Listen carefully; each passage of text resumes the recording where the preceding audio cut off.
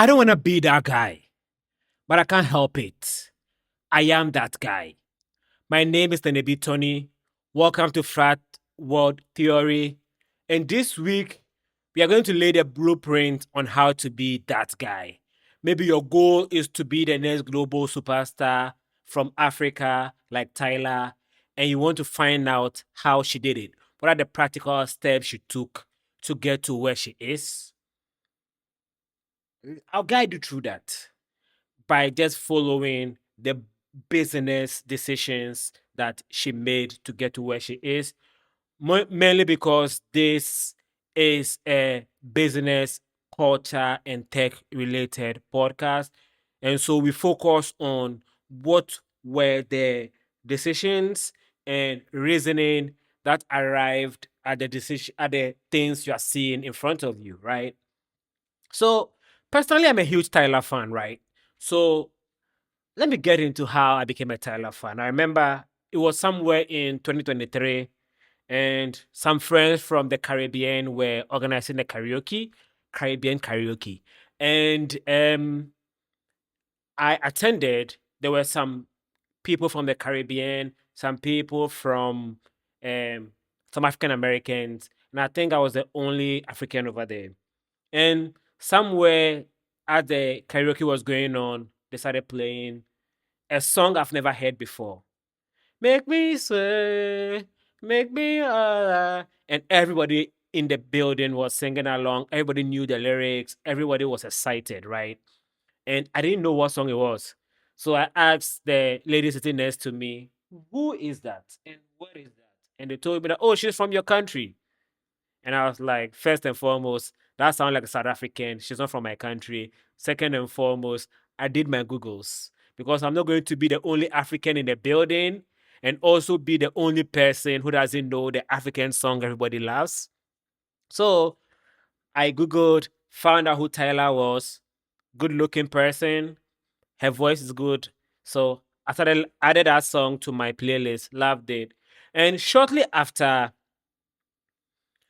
this girl with the skin color of Adele and the accent of Dolly Parton wanted to bump body parts with me. So she got my boy to bring me to a house party she was at.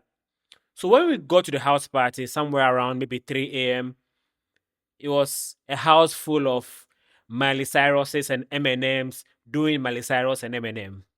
And in the middle of the hall was a DJ table, and the DJ was playing EDM music. So a lot of things were happening in the house, and EDM music was playing. And I was standing somewhere in the corner holding a glass of Malta Guinness. And whilst I was, paying attention to the vibes, I heard something that went like, you never seen a pretty girl from Joburg to me, na na na na na na. I'm like, wow.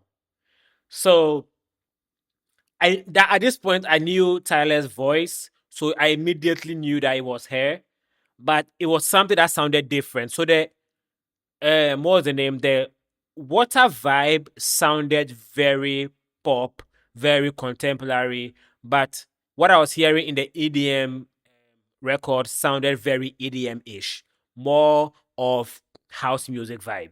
So I also like that song because it was a whole different vibe. And if you follow my story, what I'm trying to say is that I went to a black party, heard Tyler's music, loved it. Went to a white party, heard Tyler's music, loved it. And I've lived in America long enough to know that that is not something that really typically happens. The type of music that people play or the type of musicians African Americans like, the type of musicians white Americans like, the type of musicians immigrant Americans like are totally different. But for some reason, Tyler's music is universal and she has a global appeal to it. It doesn't matter people's skin color, it doesn't matter what type of party you are at, you're actually likely to hear Tyler's music, right? One time I was at a country music bar and they played Water over there. I'm not kidding. And so very rare do you have an artist whose appeal is universal or global like that. Rarely do they have you have Beyonce who has a universal appeal. You have uh, Kanye West who have universal appeal. You have Rihanna who have universal appeal. But say someone like Taylor Swift, I've rarely do I hear black people playing Taylor Swift music. I'm pretty sure there are some black people who love Taylor Swift. I love Taylor Swift. Someone like let me see, uh, Future. Rarely do you hear white people playing Future's music, right? So my point is, music is very cultural. So the type of musicians people listen to is very, what's the name? Cultural, right? So the fact that her music appeals to different cultures, one, shows how talented she is, but also two, shows what huge potential she has as an artist, right? And it's fun and it is a good thing for her that people don't just love her music or her brand. People love both her brand and her music. And that is rarely the case. There are some people whose music people love, but they don't have the brand to back it. I don't want to say anybody for that one. And there are some people whose brand people love, but the music doesn't necessarily translate. I'll give example of Chloe Bailey and Tiana Taylor, right? Both Chloe Bailey and Tiana Taylor are very talented singers. They make very good music, but for some reason, their music have not been able to get as big as their personal brands are. And I don't think that's anything that has to do with them or their label or the type of music they make. One thing I've learned from my years operating in entertainment is you can't decide what the audience will gravitate towards. You can't decide what about you people will love. Let me give a classic example. Kendrick Lamar at the Super Bowl, right? When Kendrick Lamar was performing at the Super Bowl, he put up a performance that was very, very music, very serious hip hop performance. I don't think that Kendrick Lamar's goal with the Super Bowl was to become a fashion icon, right? But for some reason, 1 week after the Super Bowl, almost every young lady in the US was wearing the bell bottom jeans that Kendrick wore at the Super Bowl, right? So in that moment, Kendrick Lamar went from just a musical icon to a fashion and a brand icon, right? And Kendrick Lamar had been doing music for over 10 years. But this is the first time that he has had a fashion influence on people. He even has a shoe wear brand. Kendrick Lamar's shoe wear brand, who cares? So what I'm trying to say is that having an appeal or a universal appeal as an artist is a blessing. It's not something that you can purchase. It's not something that you can decide should happen to you. It's something that just happens. And um so it's really good for Tyla that she has both the personal brand and the music. And so that creates for her opportunities to do so much, right? And I'll give so her deal with maybe Boss, the headphones deal, is a classic example, right? She has the music, she has the brand. So it will make sense that if you are trying to promote a headphone, you go with this person, right? Who has the cultural appeal and the music, right? So there was a time when the Apple did a headphone advert with, say, Apple has a headphone advert with Kim Kardashian, right? Kim Kardashian's iPhone is cool, but Kim Kardashian doesn't do music, right? So her headphone, if you watch the ads and how it's promoted, is promoted using the aesthetic, right? Because it is the color that makes Kim Kardashian's headphones the headphones. With Tyler, it's not just the aesthetic, because even though the aesthetic of Boss is beautiful, it's also the fact that she has the music that you can test in the headphones, right? So I used to work as an intern at an NPR affiliated station, And this also in somewhere in 2023. Yeah. When I was working at this station, I was what you call a sports producer, not sports, not SPORT, sport producer, SPOT. So a sport producer is somebody that produces uh, the breaks that you hear between programs. So if the program you are listening to goes to a commercial break, all the commercials that you are listening to, somebody have to put them together so that they flow like one sequence. And that's what I was doing at NPR affiliated station in my city of Fayetteville. So we had something called Music Bed. And the Music Bed, because NPR is a public radio, they don't run ads. So they don't have money for commercials. Technically, they have a lot of money, but they don't have money for commercials. So what they do is they use royalty-free music. So the NPR library has a collection of songs called in the music bed that if you are producing the spot, you use to produce, right? And I'm from Ghana. I love being Ghanaian. So everywhere I go in the world, everywhere I go, I'm very loudly Ghanaian. So when I went through the music library for NPR, I was looking for Ghanaian musicians. I actually went through over thousands of songs of sounds to find if there were some Ghanaian musicians I could use. And I found only two Ghanaian musicians, Ebo Taylor and Gyedu-Blay Ambule, right? And the thing is, these are royalty-free music. Anybody could have been in there. But the only reason Ebo Taylor and Ambule are the only people there is because they are the only people who were signed to labels that had a connection to connect them to an NPR, right? So it's one thing I've learned from my work with NPR was the fact that in America, media is very, very regulated. Not regulated in a way that what's the name? The government controls everything. Regulated in the way that you don't want to get in trouble with your audience, with the government, or even with your stakeholders, right? So it's very rare will you see someone or something just pop out of the blue in the media, in mainstream media in America, right?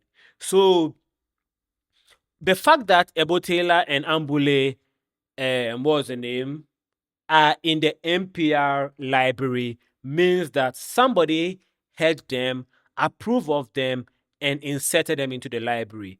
The reason why there are no other Ghanaian musicians in the library is because no Ghanaian musician had the label or connection to get them in the NPR library.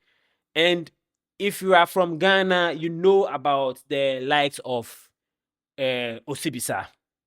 And Ghanaians know that Osibisa was huge. So you expect someone like Osibisa to be in the NPR library. But there's a reason why Osibisa is not in there.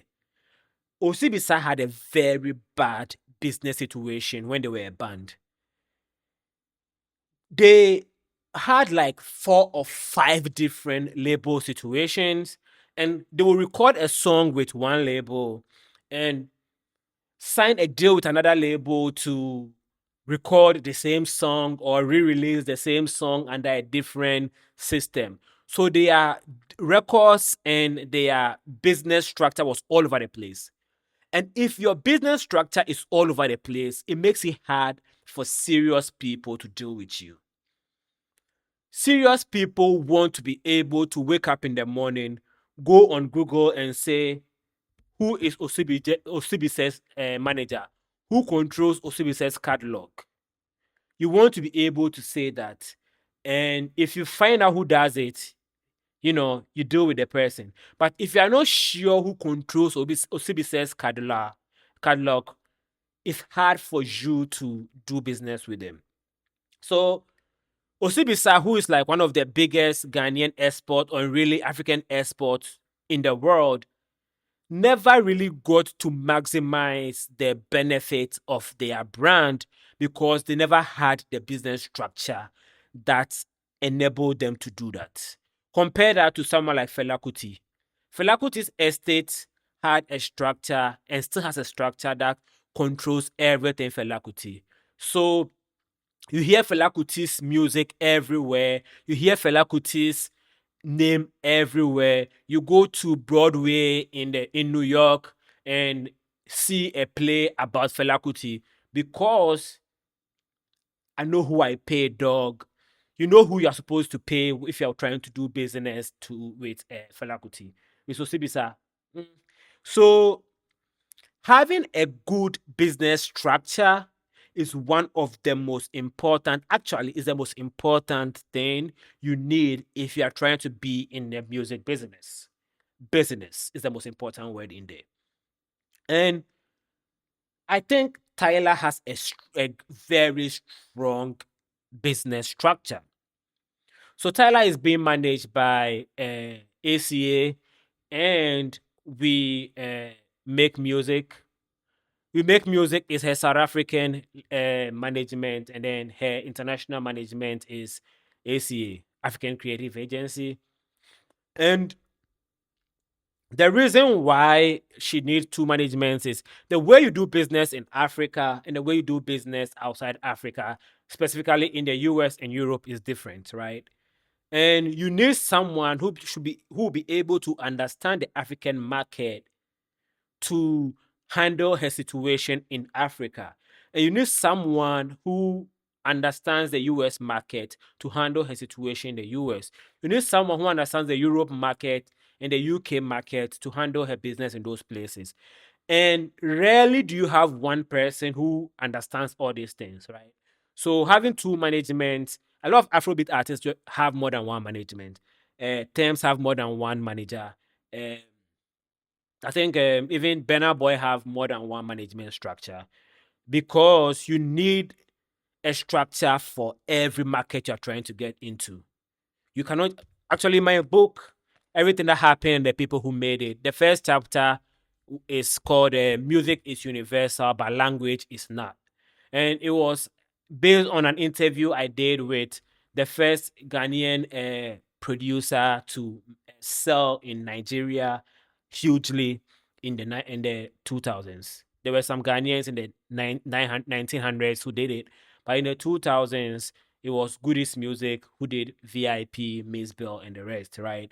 And when I was talking to Goodies, he told me that when he wanted to promote VIP and Miss Bell in Nigeria, he did a deal with Kenny's Music, but he also moved and lived in Nigeria for 3 months because he needed to understand the market he was dealing with, right? So you may live in Ghana, you don't have the resources to move to the US for 3 months. So you find somebody in the US to take care of your structure there. I remember one time I was in Sierra Leone and I was hearing this song the musician who wrote the song, not the one who sang it, the one who wrote it is a friend of mine. So I reached out to him that, yo, they are playing your song everywhere in Sierra Leone. I think you guys are huge. Yeah, you guys should be thinking about staging a stadium event over here. And it was like, Tony, can you handle this for me? So I reached out to some people in Sierra Leone and, we put something together. But you need somebody to be able to understand what you are dealing with, to be able to help you deal with it. And I think Tyler has a team that understands the US, that understands Europe, and that understands Africa. And that is why she's able to translate to, what's the name? All markets. Why does it matter? These days, I mentioned earlier that I used to work in an NPR station. And so to be able to get in the media in the US, you need record labels and all that. But these days, you don't really need to be on radio to become a hit. So why do you still need a record label? Why do you need a management structure when you can just upload your song to TikTok and then the next second, 100,000 people in the world hear your sound? And the next second, you can travel to India and everybody is saying what you said on TikTok. Why are you gay? So, do you really need a structure if social media have made everything so easy? Yes. Let me explain why. You know Dochi, the rapper Dochi.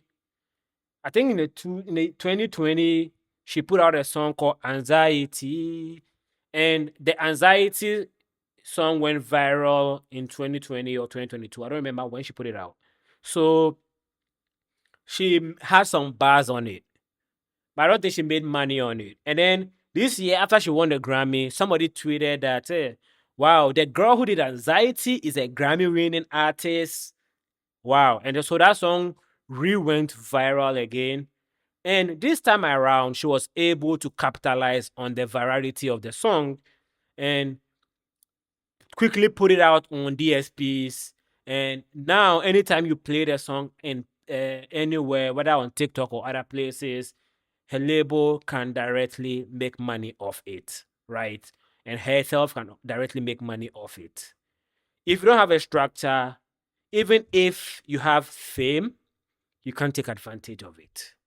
So the entire point of this episode is have a structure, have a marketing structure. And sometimes I've seen, let me give you 3 examples of type of structures you can have. Sometimes if you're lucky or blessed enough to have the type of structure that Tyla has, where she actually was signed first to an American manager, and then the American manager got somebody in South Africa to handle her business in South Africa instead of the other way around. If you're lucky, you have that type of structure, beautiful.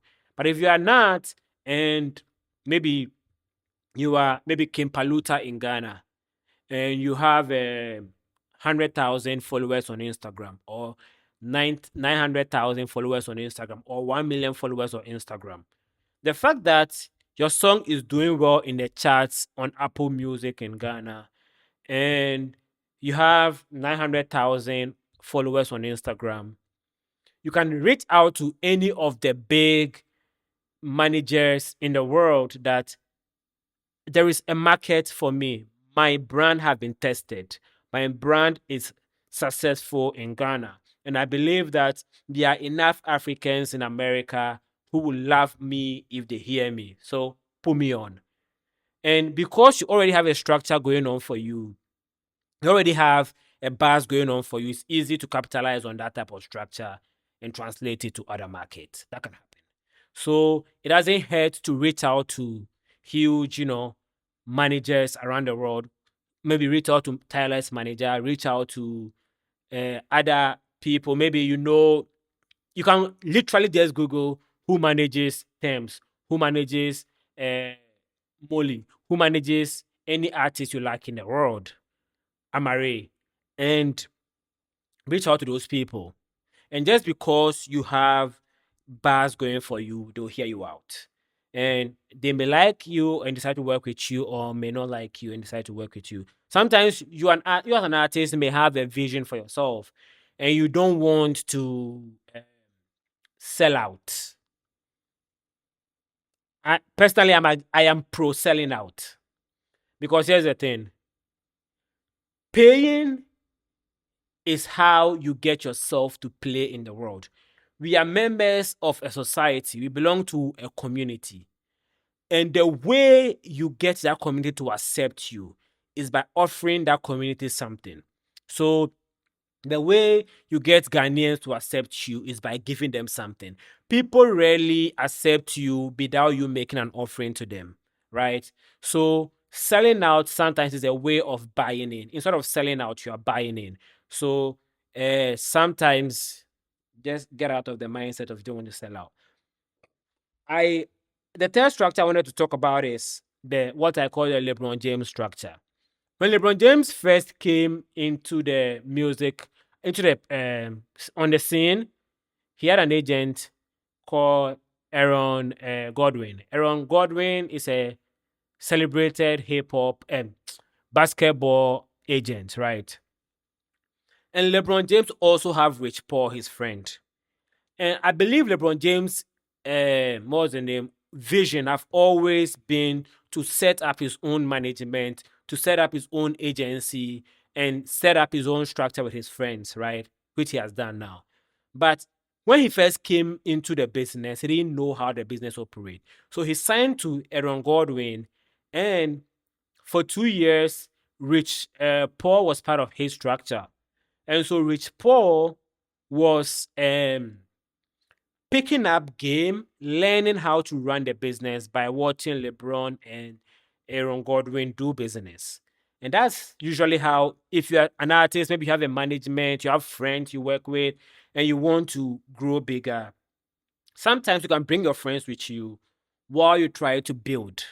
So by the time maybe you work with a record label or a management for 5 years, 2 to 5 years. 1 year is not long enough to learn the business. I don't even think 2 years is long enough to learn the business, but it worked for LeBron. I think sometimes 4 to 5 years is enough for you and your team to learn the business from experts and also do the most important thing, build connections. Because that is what the business runs on. Business runs on connections. It's all over the world. Anywhere you go in the world, people trust people they know, right?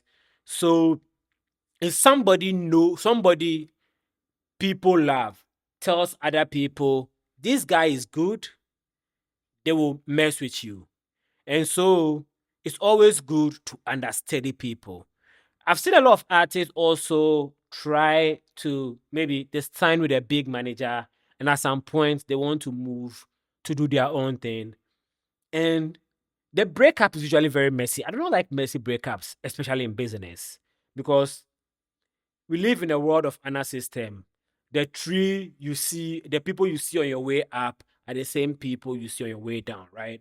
So maybe you have a structure, you want to move, you have a vision, you want to move from your friend with your friends to, something else. Always find a nice way of doing your breakup. Do break up in a way that, still benefits you, in a sense that whoever you are leaving still feel like they can still, communicate with you. Don't let them feel like they no longer have any stake in you, or you are an evil person, or you're a bad person to do business with. If words start going around that you're a business risk, people stop trying to do business with you. And I believe that's actually what happened with Osibisa. Words start going around that they were a business risk. So people didn't want to do business with them, right? So this is what I this is what a blueprint is. The blueprint is simple. Have a business structure. And sometimes you yourself as an artist, you can't necessarily be a business person. Have friends and people around you trust to help you on your way up. You need that because you can't do it alone. You need labels, you need managers. If you want to be global, you need a global appeal. You need more than just you and your homeboy. You need a team. And you can always buy into a team by offering them something. That's what the 15% is for, you know. So that is I wrote something on my list to Baba. I saw a face. I heard a Two-Face song in an ad recently, and I was surprised that I think it was "If Love Is a Crime." That was a song which I heard in an ad in the US recently, and I was shocked. And it hits me that Two-Face probably have a great business structure, because somewhere in 2008, a Two-Face song, African Queen, was used in an American movie, Fat Girls, right? And I believe from that on, Two-Face has had a good licensing deal that enables him to be able to cash out in the US. So when last year Two-Face became huge again because of the reality show, I think it's called Young, Famous, and African. I've never seen that reality show, but I think that reality show make Two-Face big again, because I've had people literally come to me to have conversations with me. People I don't. Whenever people hear I'm from Africa, there are 3 things people like to talk to me about: Afrobeats, why are you gay, What's the name? Some food they saw somewhere on TikTok, right? So I've had people come to me to have conversations about Two Face. And everybody, people, ladies will be mad at him because why is he treating his wife like that? Whatever. But the point is, there is conversation around Two Face again. Two Face used to be big in the early 2000s, and in 2025, the reality show has put spotlight on him again. And Two Face is able to capitalize on the new rejuvenation of his brand because he has a structure that works to his advantage. So if you have a good structure, you're going to eat not just in a year or two when your hate days are over, but for the rest of your life. Word to the wise, isn't enough. That's something we used to say in Ghana. A word to the wise isn't enough. Talk to you later. Have a beautiful week. And your thoughts matter. Not to me, but they matter.